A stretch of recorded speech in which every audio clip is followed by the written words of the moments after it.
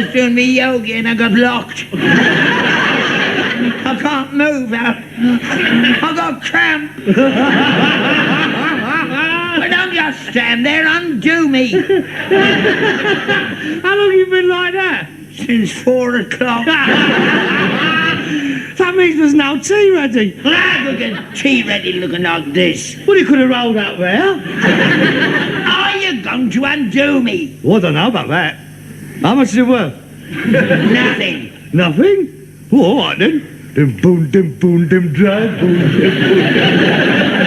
dim boom, dim boom, dim dry boom. Hear the word of the Lord. Dim boom, dim boom, dim dry boom. Harold? I see the pound is still buoyant on the international exchange. 2.39 and 16/32. That's a very good improvement, that is. Dim boom, dim boom, dim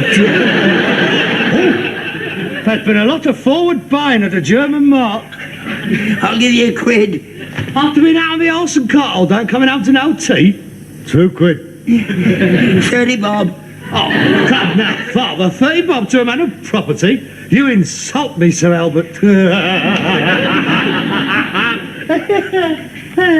Yeah. Practical yoga for the businessman. Well, it's obvious where you done wrong. You forgot to oil yourself. Oh. Here, it says here that in India, bloke stays like that for weeks on end, without food or water.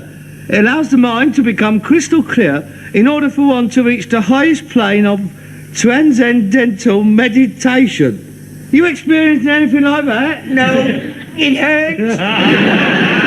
Well, you're not giving it a chance, are you? I mean, you've got to persevere. I think I'll leave you like that for a couple of weeks. Make you feel much better. 35 bob. I'll bet again.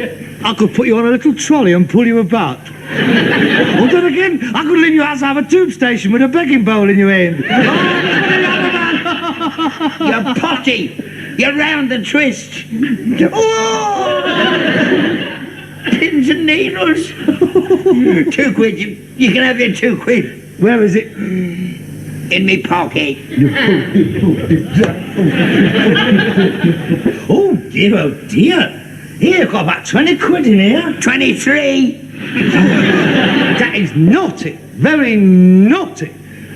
You are supposed to give up all your earthly possessions when you're being a yoga. You could get jumped out of a yoga's union for that. I don't think you're taking this book seriously You enough. got your £2. Undo me. Oh, let's have a look at you. Oh. It's got like one of them little dolls that won't fall over. I think I'll bang you over on the sideboard and coat you with a coat of gold paint. Albert, the great snake god.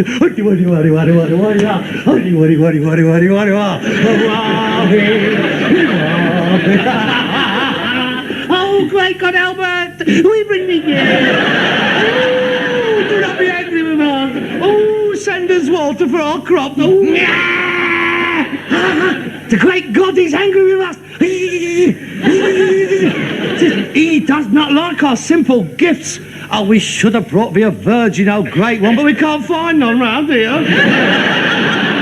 You callous little bleeder. All right. No need to lose your temper. You've got no sense of humour, have you? Neither would you, if you've been stuck here for 3 hours. Let's have a look at it. Right over left. Sorry. Left and the right. Up a days.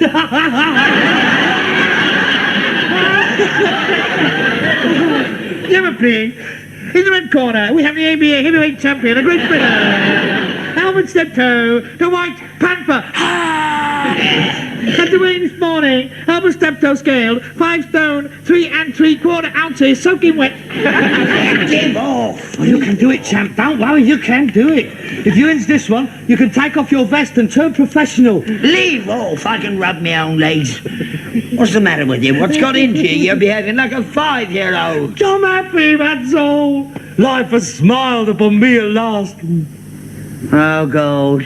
Another bird. No, it's better than that. Business. The winds of change is a-blowing through the yard. For the past few weeks, we has been becalmed in the doldrums. But now the glass is dropping.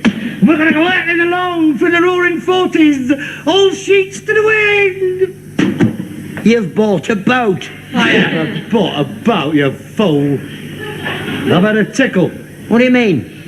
Well, while you've been sat here all afternoon contemplating your navel, I have, in the course of business, purchased for the niggardly sum of £7.10 the most exquisite example of the cabinet maker's art that's ever come into this yard. Eh? Where is it? Stay, sit. Get your half pint of blood moving around.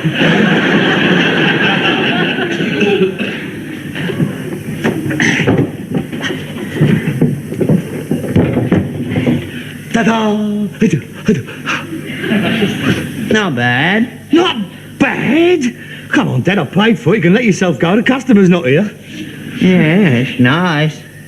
Very nice. What is it? What is it? It's a commode. It's an early 19th century commode. Oh, that's Regency, that is not a shadow of a doubt. See, this old bird, she calls me over to the house, takes me into the front room. There it is. 7.5 knicker, eh? Well, plus a couple of balloons for her gardener's kids. And she didn't know what it was? No, she had no idea. She thought it was horrible. She couldn't wait to get rid of it.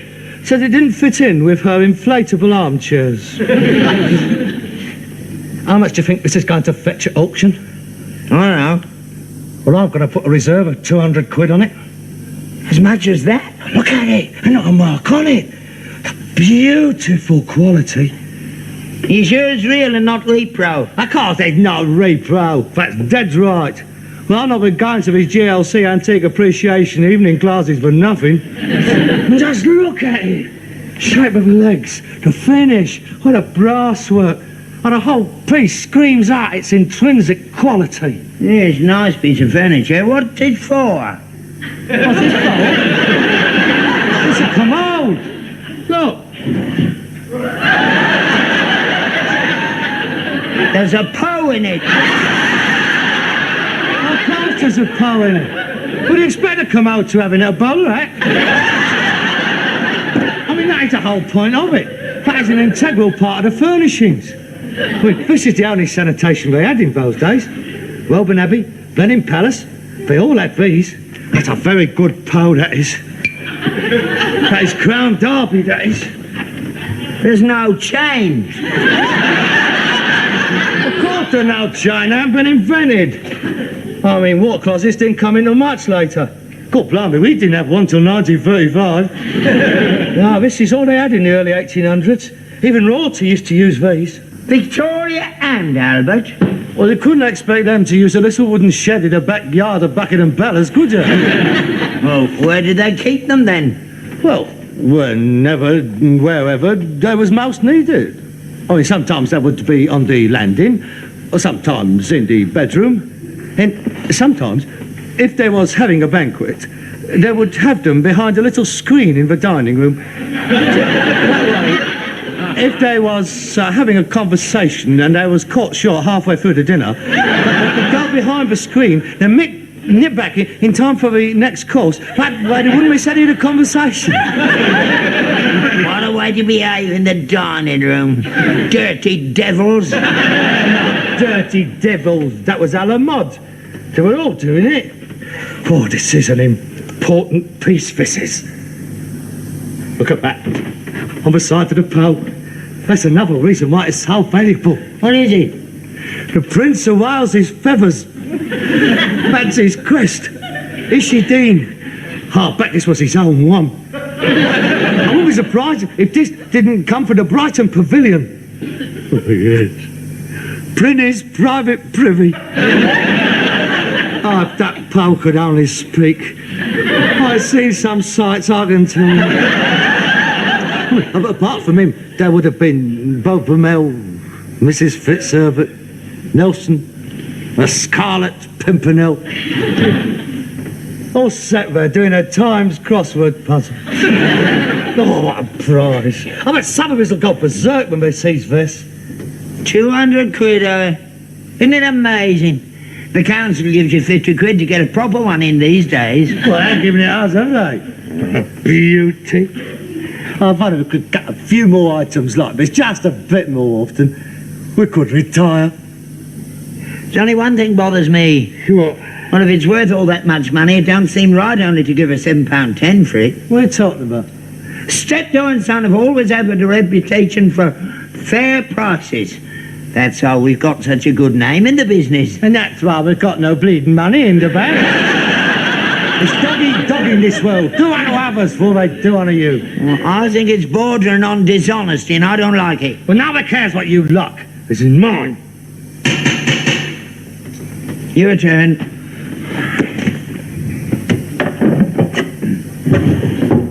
I would appreciate it if you would not choose vets while I'm gone.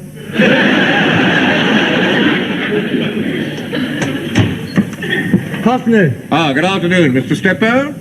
Yeah. I believe this is your card. Steptoe and Sons, best prices paid for old antiques. That is correct. You buying or selling? You called at my house this morning and bought a Regency commode for my wife. Did I? I think you did. £7.10 you paid her for it. Yes, well, I did purchase an article of furniture which might or might not be period. Well, it is. Well, that remains to be seen. Is there something wrong? Yes, there is. I'd like to discuss it with you. May I come in? Well, yeah, by all means. In there. Oh, there it is. Thank God you haven't sold it. I'm afraid there's been a mistake. My wife shouldn't have sold you this piece. She didn't know the value of it. Oh, I'm sorry, but that is no concern of mine. She agreed the price. But you took advantage of her. This is a Regency commode. Once the property of the Prince Regent. It originally came from the Brighton Pavilion. Well, you're an antique dealer. You must have known it was worth more than £7.10. Well, whether I did or not is besides the point. I mean, I'm in business, Mr. Copeland. Mr. Copeland. I just backs my judgment. Sometimes it pays off, sometimes it doesn't. This time it has done. I'm sorry, I don't see how I can help you. This is sharp practice, sir. It's people like you that bring the antique business into disrespect. There, I told you. Shut up. Going on the knocker, I believe it's called. Terrorizing old ladies and innocent housewives into parting with their the family heirlooms and paying them a pittance for it. Listen, Mush. You better be careful what you're saying. That's a very serious accusation, that is. I mean, and some of these old ladies, as you call them, they're the biggest con merchants in the world. I mean, bringing out all their Victorian crap and trying to pass it off as Georgian. I've been caught once or twice, I can tell you. I mean, we all have to learn the hard way. You just have to tell your wife to be more careful in the future. Harold, this is no Please, way to... don't interfere. I'm sorry, Mr. Copeland. Nothing I can do for you. Look, I must have this piece back. Certainly. I'm quite prepared to sell it to you. Sell it to me. I see. Well, I suppose I must offer you a reasonable profit. £15. Oh, come now. I mean, we all know what the piece is worth. So, sentiment means nothing to you. Market value, I suppose. Oh, very well. I'll not beat about the bush. I want it back. £150. Harold, £150? All right, don't get out of your pram. This is not twice as much as that. He's not doing me no favours. That's a good price. Now, you put that into an auction, you have to pay commission, and you have to take a chance on what it fetches. £150. Well, to show that I'm a reasonable man, I'll take it. You take a cheque? Certainly. Just write your name and address on it, but... Not a bad profit for a day's work, is it? Oh, well, that's the way it goes, isn't it? I shall make arrangements to have the commode collected in the morning. No need for that. My son will bring it round today. No, thank you. I prefer to have it handled by experts. Your cheque, sir. And I warn you, if I hear of you doing anything like this again, I shall report you to the Antique Dealers Association. If I was a member, I would be quite concerned. You're a rogue, sir. I'll see myself out. 150 quid! You ought to be ashamed of yourself. No, don't start that again. You used to have integrity. You used to be an honest dealer. I still am. I've done nothing dishonest. I've been very fair. could have made a lot more than that. You could have been satisfied with a reasonable profit. Oh, you do make me laugh, you do, you and your working class morality. You don't mind these property millionaires making a fortune, do you, eh? You don't mind them buying an acre of land for nothing and selling it for £2 million. No, you admire that. Oh, he has done well for himself, hasn't he? Yeah. What about that, eh? Knocking down Georgian houses and sticking up modern blocks of offices. That's all right. You can get a knighthood for that. When a bloke like me has it off for once in his life, oh no, that's all wrong. That's dishonest. Yeah, there's no need to cheat people. What do you mean, cheat people? I paid £7.10 for an article. I sold it for £150. That's 2,000% profit, right? Right. Last week, you bought that suit off the old girl for £5 bob and you sold it to that Pakistani across the street for a £5. How much profit is there in that? £4.15. Oh, no, but listen. 2,000% so up you for a start. That's not the same thing. Of course that's the same No, thing. it's not. Everybody was satisfied with my deal. The Pakistani was delighted. First three-piece Harris tweed he'd ever worn in his life. You didn't tell him that +4s had gone out, did you? Poor little sod. I mean, he's just come over it. I was in our wee dress. I saw him yesterday. He had +4s right down below his knees and bare legs right down to his sandals. They look ridiculous. Well, he only had to buy himself a pair of long stockings. Anyway, Alec Douglas Hume still wears them.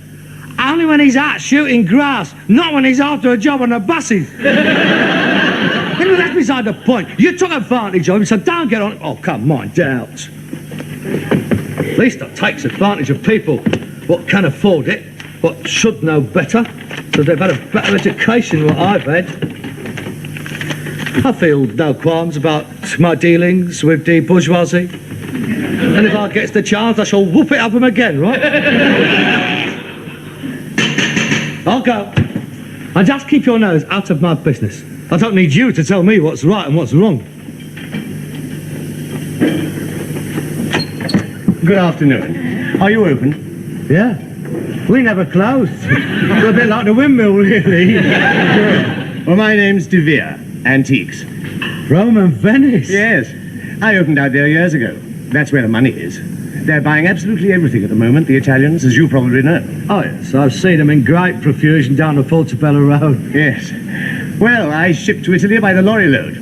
Twice a year I come to England to select my pieces. And I always like to take a look round you chaps. Never know what you might have that would interest our Roman friends. Oh, well. They pay top prices, and they're mad about English furniture at the moment. Oh, hey? Well, we've got plenty of that. I mean, most of the furniture we've got is English. Well, perhaps I might have a look round. Oh, certainly. Please, always a pleasure to do business with the trade. Do come in. Thank you. In there. Anything to help the export drive? Oh, yes. I say, that's rather bizarre. That's my father. Father, this gentleman is an antique dealer from Rome. Is he? Don't look like a wop. Oh, come, let's have a bit of decorum, Father. He's not an high-tie. He's English. He's only operating from Rome. This is rather amusing. No, I don't think so. I've got a bracket clock, but the bracket's missing. Oh, good heavens. Well, this is incredible. Well, this is exquisite. Well, this is by Applewhite. Is it for sale? Yes. No. Yes. Well, this is the finest example of a Regency commode I've ever seen. It does have a rather pleasing line to it. I don't believe it. The Prince of Wales feathers. You realize what that must mean? This was undoubtedly used by the Prince Regent himself. Are you familiar with the commodes in the Brighton Pavilion? Not personally. But this could quite conceivably be one of them. Remarkable. Remarkable. I'll take it. You can't have it. It's already sold. I'll give you £600 for it. £600. Certainly. I already have a customer. Sophia Loren will buy it sight unseen. It's sold. No, it's not. Yes, it is. Listen, you. If you don't keep your nose out of my face, so help me, you're going to need a full set of gums as well. Can't sell it. It's against the rules. I make my own rules. But, sir, I do beg your pardon. My father's a little bit old-fashioned about these things. Well, of course, if you have already sold the piece, there's nothing more to be said. I wouldn't want to do anything unethical. Oh, no. It's quite all above board. It's just a little mistake. I'm sure it can all be sorted out. Well, I'm very interested in the piece. Perhaps if I call back in 2 days to ascertain if it's for sale? Oh, it will be. It will be.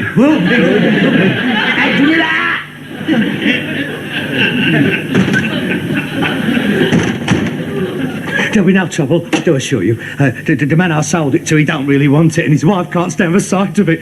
I'm sure we can come to some arrangement. Well, I can assure you, I would not be party to anything unethical. I mean, I values my reputation above all else. As we all do. Yeah, I'll bite back off him. I'll give him handsome profit. I'm sure it'll be quite amenable. You can tell Mrs. Loren the commode is as good as hers. If you can establish sole title to the piece, we have a deal. Please do your best to get it. It's a superb example. If necessary, I might even go higher than 600. I'll get it. Don't worry, I'll get it. Quick.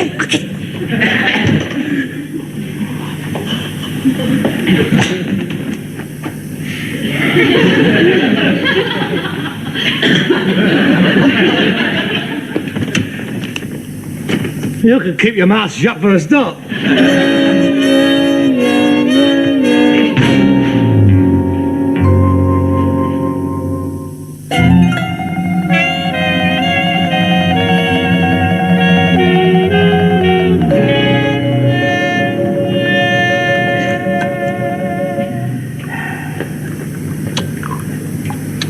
It's still here, is it? I thought Roman Fred was coming back for it yesterday. Well, he's a very busy man. I mean, he deals with other people besides me. He's got van loads to get yet.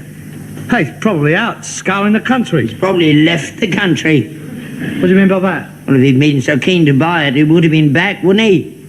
It's cost you a lot of money so far, hasn't it? No, not really. Oh, yes, it has. That first bloke had you by the short and curlies when I came back, didn't he? Him with the trash. 150 quid. 350 you had to give him to get it back, hadn't you? How did you know that?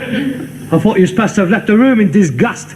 You was listening at the keyhole, wasn't you? Couldn't wait to write the cheque, could you? Well, I was naturally eager to conclude the transaction. Yeah, and you gave cash, too. You made it out for cash. Dicey, that was. No, of course not. I mean, he explained all that. But that was to avoid the possibility of capital gains tax. So that stands you in at £357.10 now. No, it doesn't. No, I'll bank the first cheque for £150 straight away. I mean, that afternoon. I'm not a fool, you know. At this moment in time, that commode has cost me £217, 10 shillings. As I'm about shortly to sell it to £600, I'm quite satisfied, thank you. Honestly, you're so dim at times. You really are. You're as thick as a donkey's dongler. You can't see it, can you? What? You've been conned. Conned? Oh, rubbish. You have. You've been turned over. They've had your trousers down. They're all in it together. Oh, God. The Berger bought it off the so-called husband and the Italian bloke. God, blimey, I have to spell it out for you, don't I? Right, look. They got this commode, see? So they wait for somebody like you to come by, and the woman called you and have a look at it.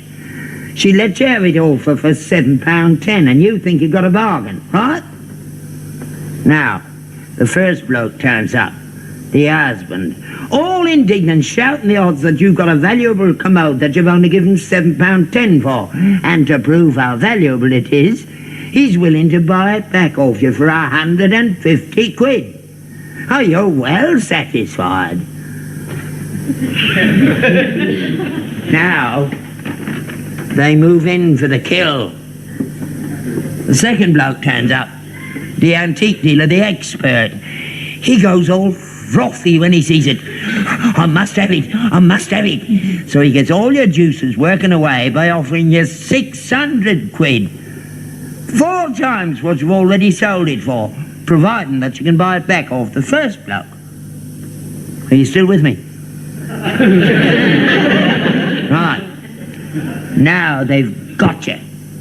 You with the little pound size, jumping up and down in your eyeballs. You can't wait for the first bloke to come back to buy it back off him. Greed. That's what they count on. People that want something for nothing. So, first bloke comes back again in the morning. Of course, he don't want to sell. Surprise, surprise. You've got to offer him £350 before he agrees to sell. So, you give him a cash cheque, he nips straight round to the bank, cashes it, and you never see anything of them again. Simple. Like shelling peas. And you fell for it. I've never heard so much rubbish in all my life. When did you make that up? Last night, I was doing my yoga, meditating, and it come to me in a flash. I thought, they sent him to the cleaners, I thought, and served the greedy little bleeder right. It's very clever, but you've overlooked two things. I banked the first bloke's cheque for £150, and B, I still have possession of a very valuable Regency commode. Yeah, and you've overlooked two things too. A, I rang up this morning, and that cheque's been bouncing around the bank ever since you put it in. And B, while you was out, I had a bloke round to value that commode. And? £7.10. Made this year. He's looked at 14 of them this week. They're doing the district. You've been sucked in, mate, and blown out in bubbles.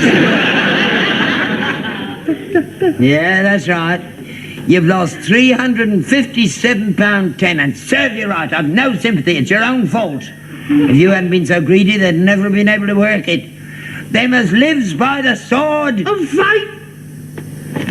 But I could have swore it was genuine. I mean, everything points to it. Everything I've been taught. Tell you what I'll do.